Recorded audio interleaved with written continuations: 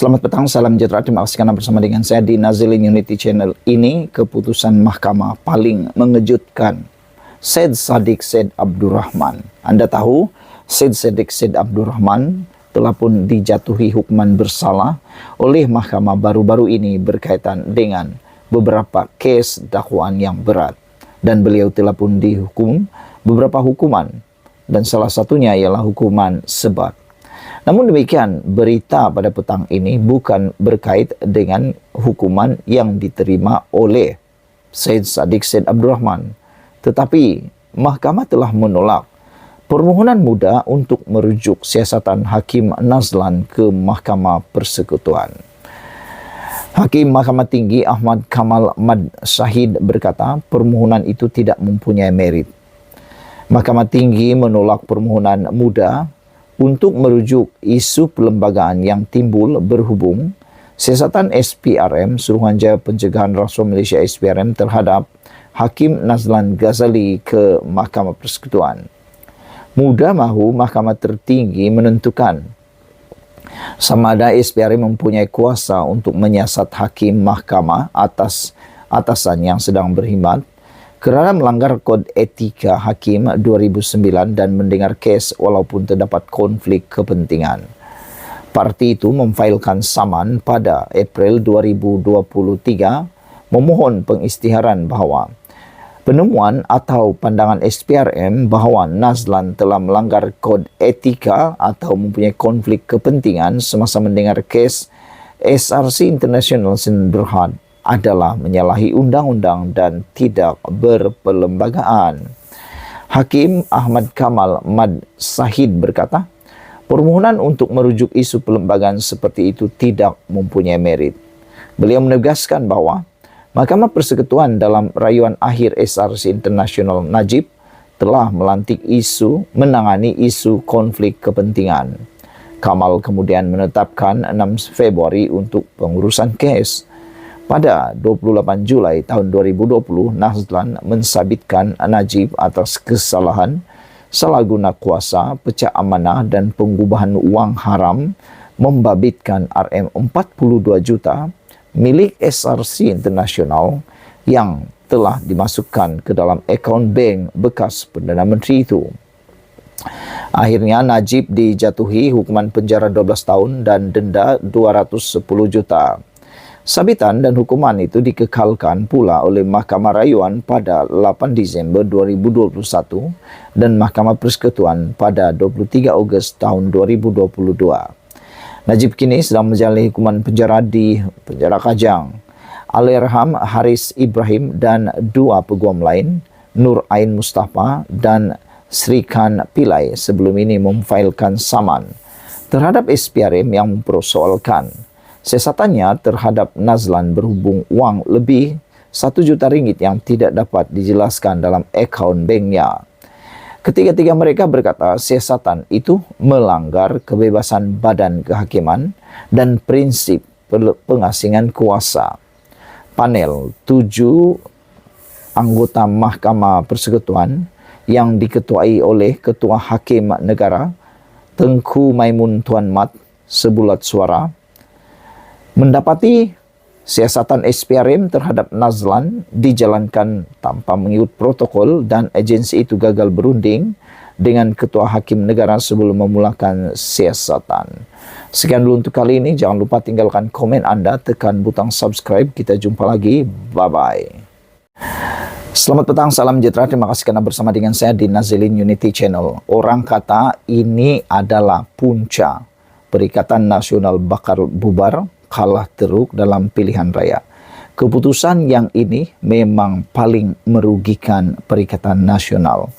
Ini apabila Menteri Besar Perlis kata, Dr. Mahathir masih boleh jadi penasihat SG4. Sedangkan baru-baru ini para penganalisis politik terkenal di Malaysia menyatakan bahawa sudah tiba waktunya mungkin PN perlu memutuskan hubungan dengan Mahathir. Kerana sekarang ini Mahathir dilihat lebih kepada beban, lebih kepada liability kepada Perikatan Nasional. Jadi, dengan keputusan yang dinyatakan oleh Menteri Besar Perlis ini bahawa Dr. Mahathir masih boleh jadi penasihat SG4, maka ianya tidak memberikan keuntungan langsung kepada Perikatan Nasional, bahkan sah lagi muktamad. Perikatan Nasional kini mempunyai beban besar untuk mendapatkan sokongan daripada para pengundi bukan Melayu. Tentunya orang India dan Cina sudah terkesan, sudah tersinggung tentang kenyataan yang dikeluarkan oleh Mahathir Mohamad. Ianya bukan berselindung-selindung, ianya bukan bersifat sindiran, sinis, tetapi direct to the point. Penganalisis menyarankan PN yang dianggotai PAS memutuskan kerjasama dengan Dr. Mahathir Mohamad susulan kenyataan terhadap kaum bukan Melayu. Menteri Besar Perlis Muhammad Shukri Ramli berkata, Dr. Mahathir Mohamad masih boleh menjadi penasihat tidak rasmi kumpulan 4 negeri di takbir PAS SG4 di sebalik kenyataan kontroversi terhadap kaum bukan Melayu. Shukri berkata, ini kerana pemimpin berusia hampir 98 tahun itu mempunyai rangkaian luas berdasarkan kedudukan dan pengalamannya sebagai Perdana Menteri selama lebih 22 tahun yang boleh dimanfaatkan Perlis, Kedah, Terengganu serta Kelantan. Kata beliau, dia boleh lagi. Penasihat okeylah. Rangkaian pun panjang dan banyak kawan, kata Adun Sanglang kepada FMT. Sukri yang juga pengerusi Pesuruhjaya PAS Perlis bagaimanapun enggan mengulas kenyataan Mahathir bahawa masyarakat India tidak setia kepada Malaysia kerana masih terikat dengan negara asal. Dalam temu bual dengan saluran berita Tamil Tanti TV dari Chennai, India, beliau berkata, orang India di Malaysia mesti ikut mereka, ialah rakyat Malaysia lebih daripada pendatang. Ditanya sama ada ini bermakna orang India di Malaysia harus berasimilasi sepenuhnya dan menjadi Melayu, Mahathir bersetuju. Terdahulu, FMT melaporkan saranan penganalisis supaya Perikatan Nasional dianggotai PAS memutuskan kerjasama dengan Mahathir dan berdepan penolakan pengundi bukan Melayu susulan kenyataan kontroversi Mahathir sering ditujukan kepada komuniti itu. Awang Azwan Awang Pawi dari Universiti Malaya berkata, Mahathir boleh dianggap liability dan sering dilihat sebagai sebahagian daripada Perikatan Nasional kerana peranannya sebagai penasihat SG4. Selain menjadi penasihat SG4 sejak September lalu, Mahathir sehingga kini juga sering berkongsi pentas ceramah bersama Perikatan Nasional terutama PAS sejak PRN. Saudara-saudara sekalian, dengan pendedahan ini, dengan pengakuan Menteri Besar Perlis ini, maka besar kemungkinan Mahathir ataupun parti gabungan Perikatan Nasional akan kehilangan sepenuhnya undi sokongan daripada orang bukan Melayu, India dan Cina. Sekian dulu untuk kali ini. Jangan lupa tinggalkan komen anda, tekan butang subscribe. Kita jumpa lagi. Bye-bye. Selamat petang, salam sejahtera. Terima kasih karena bersama dengan saya di Nazilin Unity Channel. Ini kali pertama Anwar Ibrahim menolak cadangan Zahid Hamidi. Akhirnya terjawablah bahawa Anwar Ibrahim tidak pernah diikat oleh sesiapa. Kalau sebelum ini banyak walaun, banyak penyokong, banyak juga pengikut-pengikut Perikatan Nasional, TikToker Perikatan Nasional yang cuba mengaitkan kononnya Anwar Ibrahim ini pengikut, bahkan diikat oleh Zahid Hamidi, diikat oleh Barisan Nasional, diikat oleh UMNO. Ini buktinya. Anwar Ibrahim tidak pernah diikat oleh sesiapapun. Beliau memerintah mengikut jalur perlembagaan, bukannya jalur sesuka hati orang. Ini apabila kali ini bukti besar bahawa Anwar Ibrahim tidak pernah diikat dan tidak pernah takut dengan sesiapa. Apabila kali ini Anwar Ibrahim menolak cadangan Zahid Hamidi. Baru-baru ini cadangan Zahid Hamidi berkaitan dengan sepenggal RUU sepenggal pemerintahan itu sebenarnya boleh memberikan keuntungan kepada Anwar Ibrahim, tetapi Anwar Ibrahim tidak bersetuju dengan cara tersebut. Itulah kehebatan Anwar Ibrahim. Lainlah kalau orang ataupun pemerintah ataupun Perdana Menteri yang lain, ada Perdana Menteri yang lain ini jangankan menolak, bahkan takut nak melaksanakan parlimen, takut parlimen akan menuntut sehingga kan parlimen digantung.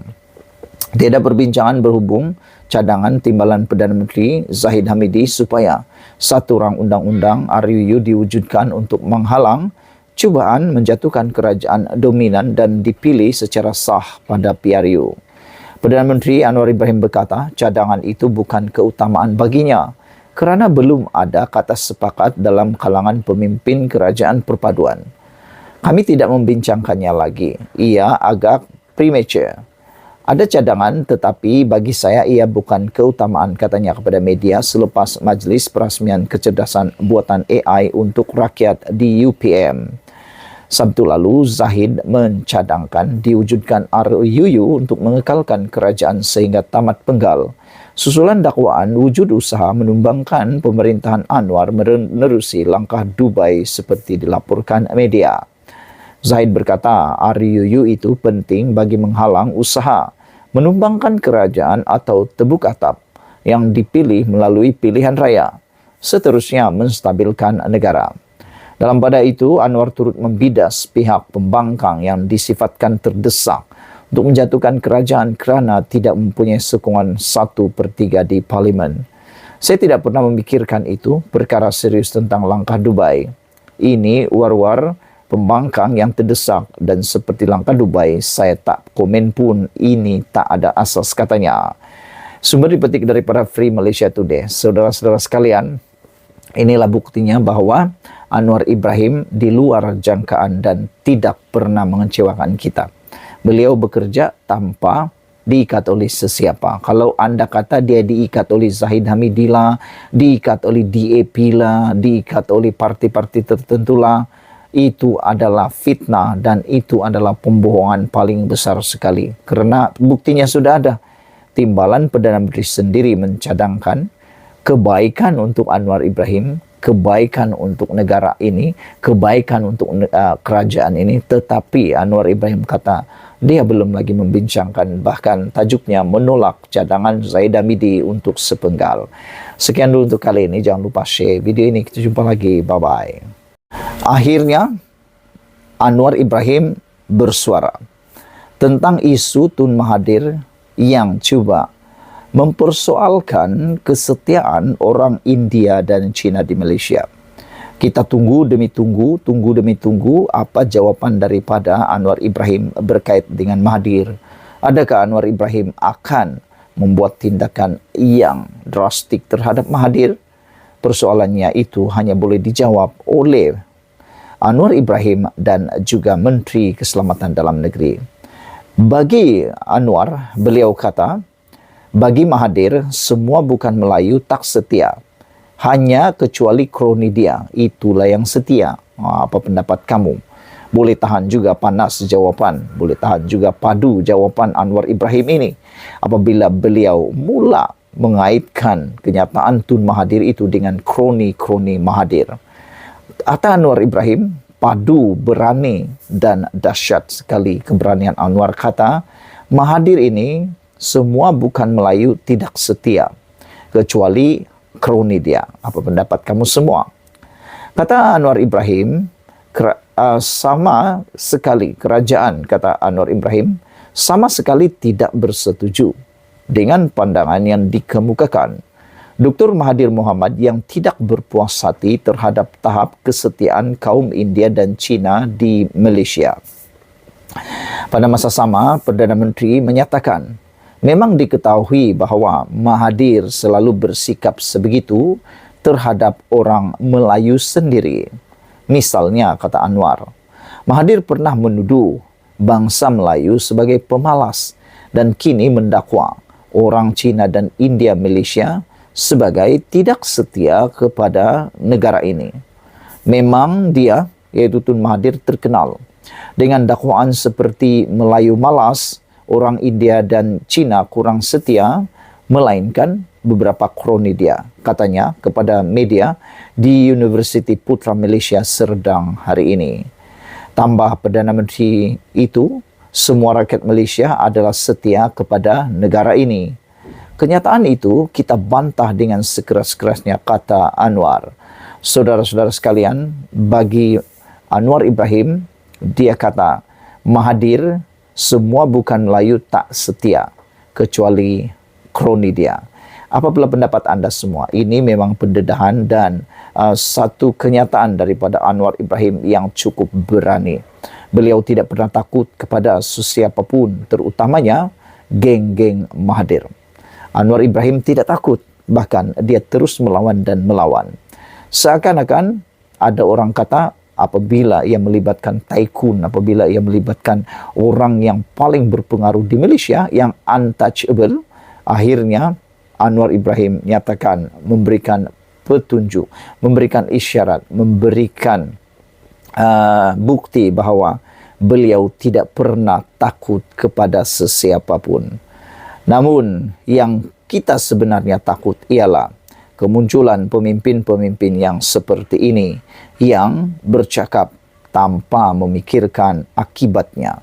Akibatnya pastilah buruk kepada kita semua generasi yang akan datang, bahkan generasi sekarang ini. Lainlah bagi mereka yang dah nak putus ataupun dah nak sampai ke hujung nyawa. Sudah berusia 99 tahun, tentulah masa untuk Tun Mahathir sudah terlalu pendek di dunia ini. Jadi mungkinkah beliau tidak peduli lagi dengan apa yang berlaku? Dan bagi beliau, semuanya akan ditinggalkan selama-lamanya. Yang selesaikan Anda dan saya. Sekian dulu untuk kali ini. Jangan lupa tinggalkan komen Anda, tekan butang subscribe. Kita jumpa lagi. Bye-bye.